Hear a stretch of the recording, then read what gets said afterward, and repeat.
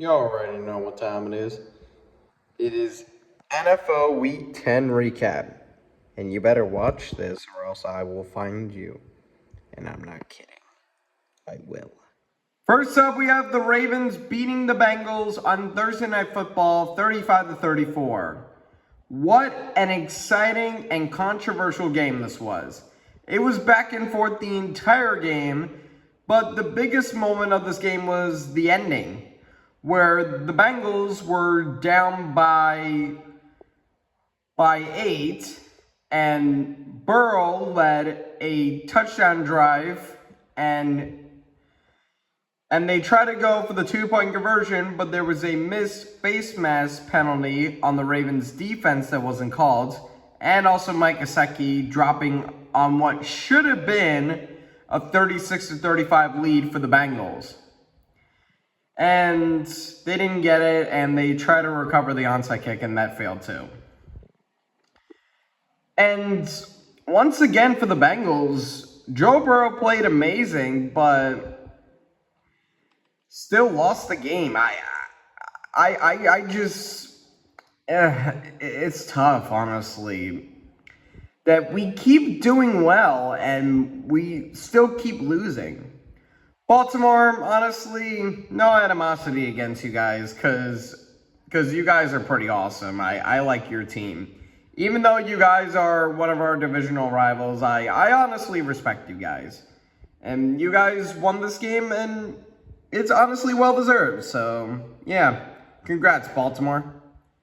Next up, we have the Panthers beating the Giants in Germany 20-17 in overtime. This was actually somewhat of an entertaining game. I didn't watch the whole game, but I saw the biggest moments of this game. It was competitive the entire game, and it went into overtime. The Giants won the coin toss, and they were trying to lead a touchdown drive, but Devin Singletary fumbled the ball and gave it to Carolina, and Carolina scored a game-winning field goal and winning 20-17. Wow, Carolina, wow. For the second time in a row, you guys won a football game with Bryce Young as your quarterback. That's honestly impressive. Congrats. As for the Giants, they're pretty much screwed. Daniel Jones played terrible, and maybe Brian Daboll will probably get fired. Just like the other coach that lost to the Panthers last week. Next up, we have the Patriots beating the Bears 19-3. Wow, this game was really, really amazing. Yeah, no, this game was really boring. Let me go through what happened in this game. Patriots field goal, Bears field goal, Jalen Pope touchdown, Patriots field goal, Patriots field goal, Patriots field goal, Patriots win the game 19-3. That's all you need to know from this game. And yeah, there wasn't really anything exciting that happened in this game, like, at all. So that's all I gotta say. Next up, we have the 49ers beating the Buccaneers 23-20. This was another really exciting game. And it was competitive the entire game. And the game really ended when Jake Moody nailed a 44-yard field goal as time expires to win 23-20. And the biggest highlight of this game was Ricky Pearsall's first career touchdown in the NFL to give San Francisco their first touchdown of the day. So, good job for Ricky. And yeah, Tampa, they lost again, and they desperately need Mike Evans and Chris Godwin back ASAP. Next up, we have the Chiefs winning again against the Broncos 16-14. Oh, Denver. You guys had them right where you wanted them. But somehow, in some way, they had to block on what could have been a game-winning field goal. I just couldn't believe it, honestly. I wanted you guys to give Kansas City their first loss because Bo Nix outperformed Patrick Mahomes in this game, and he still lost. Oh my God. I just can't believe it. Next up, we have the Bills beating the Colts 30-20. Wow, congrats to the Bills for getting a bittersweet victory, honestly. As you can tell by Josh Allen's stats, he didn't throw a single touchdown pass and had 2 interceptions, but he still got the job done. Meanwhile, for Joe Flacco, he threw 3 interceptions, and his time as starting quarterback is over. Even though it hasn't even been 2 weeks. But now they're going back to having Anthony Richardson as their starting quarterback. Hooray. And the biggest highlight of this game was Tyron Johnson's 23-yard pick six to give Buffalo their first score of the day. And yeah, congrats to Buffalo, and their next game is against Kansas City, so that should be a fun one. Next up, we have the Steelers upsetting the Commanders 28-27. Okay, there is a lot I have to say about this game. First off, how the hell did Washington score 27 points and Jaden Daniels didn't even throw a single touchdown pass? How? Meanwhile, for Russell Wilson, he is still undefeated as a Steeler, which is really impressive. And the biggest play of this game was in the fourth quarter when Mike Williams scored on a 32-yard bomb from Russell Wilson to give Pittsburgh a 28-27 victory with 22 seconds left. And the Commanders couldn't do anything for the last 2 minutes, and which pretty much ended the game, honestly. So yeah, congrats Pittsburgh and Washington.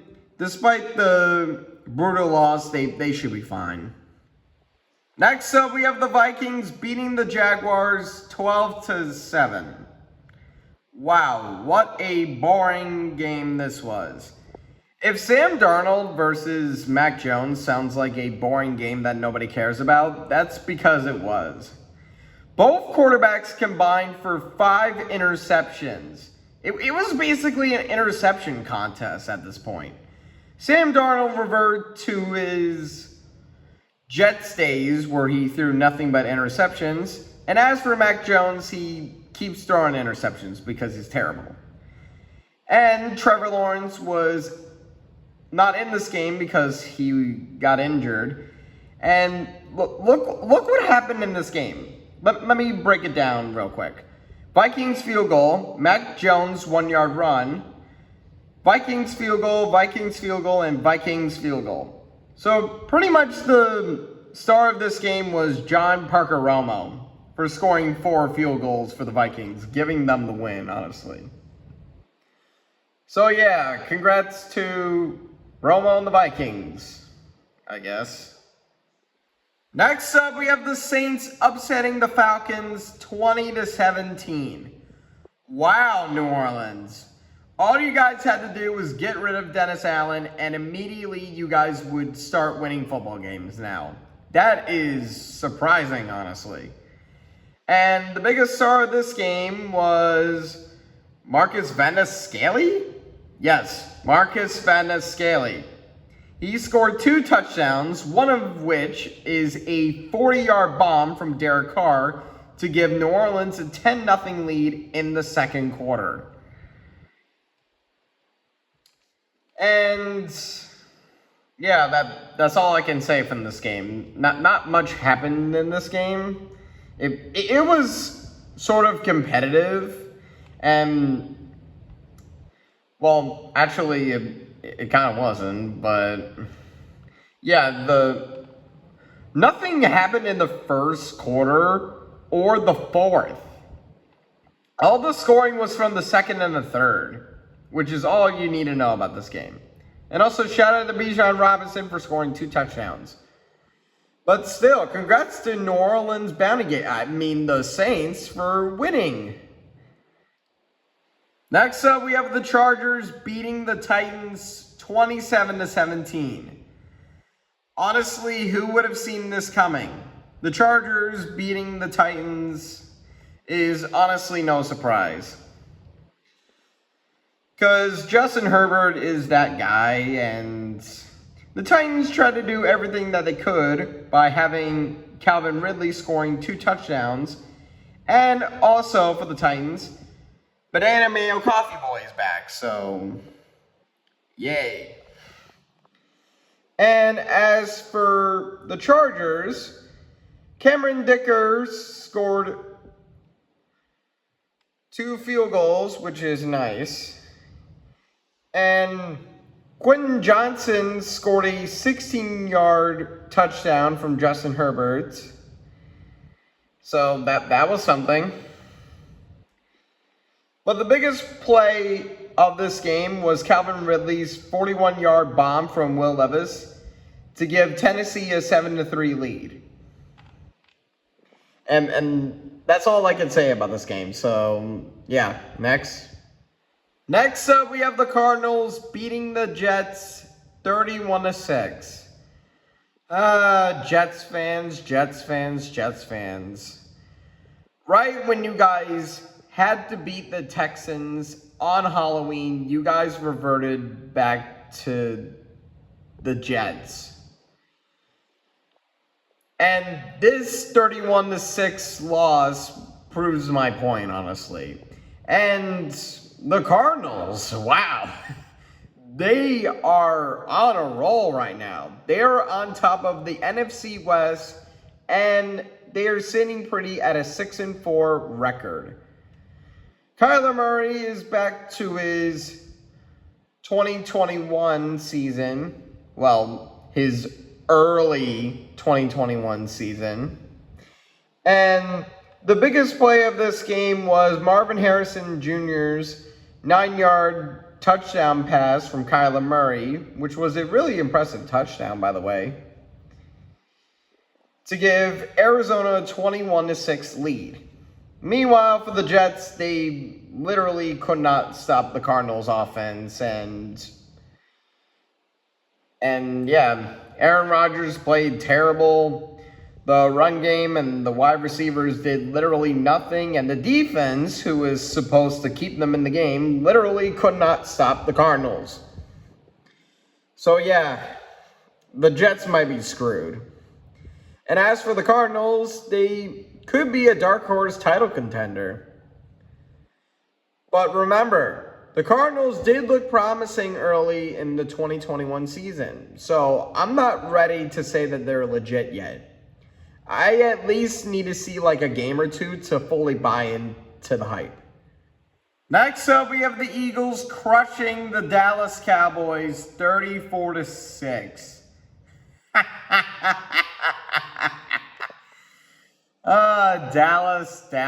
Dallas. You guys are just bad. Instead of letting your fans down like you've been doing since 96, you guys decided to let your fans down early this year. Oh my goodness. So much for America's team, am I right? And as you could clearly tell, the Eagles completely dominated the Cowboys the entire game. And once when the second half happened, it was all Eagles. And all scores were from all J names. Jonathan Wilson had a 5-yard pass from Jalen Hurts. Jalen Hurts had an 8-yard run. Jake Elliott scored 2 field goals in the fourth quarter. And if I want to say one good play from the Cowboys in this game, I would probably say Trevon Diggs' awesome interception off of Jalen Hurts in the end zone. That's all I can say at this point. And after this terrible loss from the Cowboys, what did Jerry Jones decide to do about it? Go sign Jonathan Mingo. Jonathan Mingo. You guys signed Jonathan Mingo for a 4th round pick. How about them Cowboys? How about them Cowboys? Next up, we have the Lions beating the Texans 26-23. Easily the game of the year. The Texans had a 23-7 lead over the Detroit Lions, and it looked like they were going to give Detroit their 2nd loss of the season. But the Lions turned up the heat in the second half by scoring on a David Montgomery 3-yard run, Amon-Ra St. Brown scoring a 9-yard touchdown pass, and Jake Bates scoring a 58-yard field goal, tying the game at 23. And the game ended when Jake Bates nailed a 52-yard field goal that barely was good to give Detroit the comeback win over the Texans. Wow, what a game. I watched this game on the highlights and wow, I just couldn't believe it. Detroit they're the best team in the league. No hesitation, honestly. Coming back 23-7, that's just incredible. And they earn my respect, honestly. And Detroit currently has the number 1 seed, and if they keep up this hard work, and they may just get that number 1 seed. And also for Jared Goff, he did his best Nathan Peterman impression by throwing 5 interceptions in a game, but he still got the job done when it mattered most. So, yeah, good for him. As for CJ Stroud, he couldn't capitalize on any chance of putting Detroit away for good. And yeah, that's all I can say about this game. So, congrats to Detroit for pulling off a comeback victory, and Houston, we have a problem. And finally, we have the Dolphins beating the Rams on Monday Night Football 23-15. Wow, what a interesting result from this game. The Dolphins managed to pull up the upset victory over the Rams, and the biggest moment of this game was when Tua Tagovailoa threw an interception and tried to make a tackle by using his head. It's like he's trying to get another concussion and end his season. But he still got the job done, though, so yeah. And the biggest play of this game was Malik Washington's 18-yard run, and that's pretty much the only thing that I've watched from this game, because it was kind of a boring start to the game that I just stopped watching. And yeah, I didn't miss a whole lot, honestly. And right after Tyreek Hill scored a touchdown in the third quarter, it was a field goal contest. Rams field goal, Dolphins field goal, Rams field goal, Dolphins field goal, and a Rams field goal, in which, by the way, they decided to kick a field goal on a 3rd down. Why? You guys decided to kick a field goal with 1:45 left to go. Why? Why? You guys could have got a touchdown, but instead you guys were like, screw it, let's go for a field goal. Like why? Why? I'm surprised. I'm happy that I didn't root for them in this game. Because I knew Miami wouldn't let the season end horrible as it kind of already is. So, congrats Miami for getting the win, and as for the Rams, that they should be fine, I guess.